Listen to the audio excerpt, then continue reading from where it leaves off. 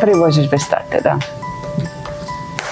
Tako da ćemo sad sestra i ja se malo podijeliti. Ove godine za Božić će biti sestra, moj nećac i šogor, ja, neki putnik namjernik ako dođe. Pika, naravno.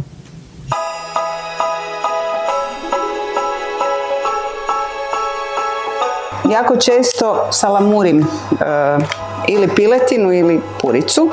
Sad u zadnje vrijeme sam shvatila da i ovaj tip salamure od mlačenice fenomenalan.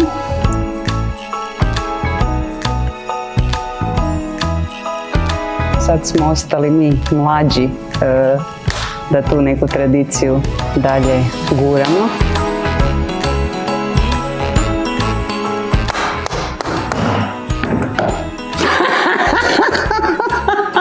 Za badnjak obično bude morsko nešto, riblje, da li su to školjke, bakalar naravno uvijek.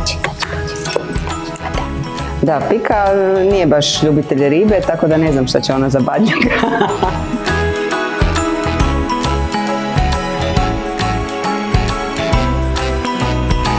Purica i mlinci idu zajedno, ali ja nisam baš nekakvi veliki ljubitelj mlinaca, tako da ja mislim da ću ja ove godine pokušati progurati nešto drugo, recimo neki krumpir na neki moj način.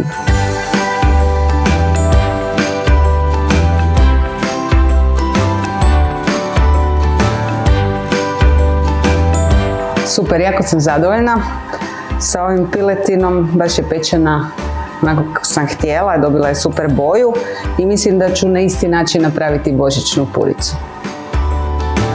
Voljela bih svim pratiteljima portala Tri Trilje zaželiti ugodne, mirne i ukusne blagdane.